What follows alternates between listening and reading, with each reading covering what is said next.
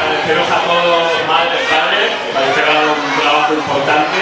Nos hubiera gustado dar un poco más de premios, pero lo hemos hecho a suerte, como habéis podido ver.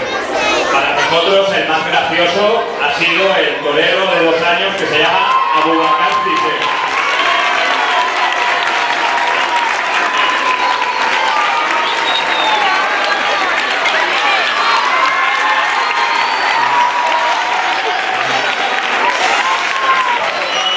Decidido para la niña de segundo de primaria, Ainhoa Villota, por muñeca.